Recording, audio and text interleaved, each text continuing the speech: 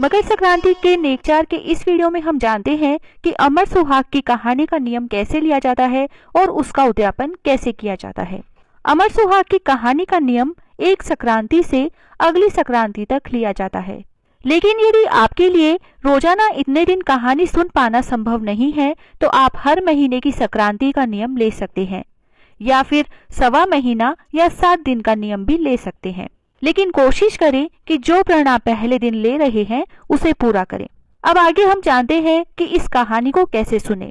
इस कहानी को सुनने के लिए एक पाटे पर थोड़े गेहूं और एक लोटा जल रखें, गणेश जी को विराजमान करें, गुड़ या बताशे रखें और फिर गणेश जी को तिलक करके मीठे का भोग लगाकर पाटे पर 14 बिंदी लगाएं और हाथ में 14 गेहूं के दाने लेकर अमर सुहाग की कहानी सुने, साथ में बिंदाई जी की कहानी सुने। मकर संक्रांति पर अमर सुहाग की कौन सी कहानी सुनी जाती है और साथ में बिंदाई जी की कहानी हमारे आने वाले एक ही वीडियो में आपको मिल जाएगी। उसके बाद में माँ पार्वती व शिव जी का ध्यान करके उन्हें प्रणाम करें तथा अमर सुहाग की प्रार्थना करें कि हे माँ पार्वती और भोलेनाथ, आपकी कृपा सदा मेरे परिवार पर बनाए रखना और मेरे सुहाग की रक्षा करना।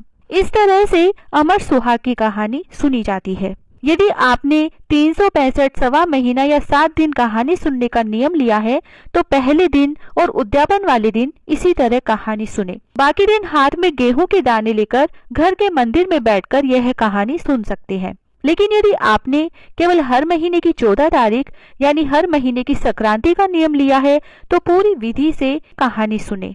अमर सुहाग की कहानी का उद्यापन कैसे करें? उद्यापन के लिए 14 जगह हरे रंग के चूड़े के साथ एक एक बिंदी का पत्ता तथा कुछ मीठा या तिल के लड्डू रखें।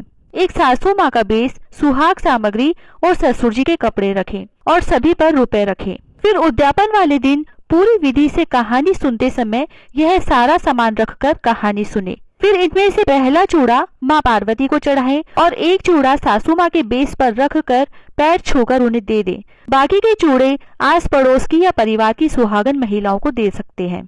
और यदि आप चाहें तो हर महीने कहानी सुनकर एक एक चूड़ा देते जाएं, जिसमें जिस मकर संक्रांति से आप शुरू कर रहे हैं उसका पहला चूड़ा माँ पार्वती को चढ़ाएं और अगली मकर संक्रांति पर उद्यापन वाले दिन सासू माँ को दे दे और बाकी के हर महीने कहानी में एक एक चूड़ा रखकर एक एक सुहागन महिला को देते जाएं। इस तरह से अमर सुहाग की कहानी सुनी जाती है और इसका उद्यापन किया जाता है। अमर सुहाग की कहानी और बिंदाई जी की कहानी हमारी अगली वीडियो में आपको मिल जाएगी। जय श्री राधे।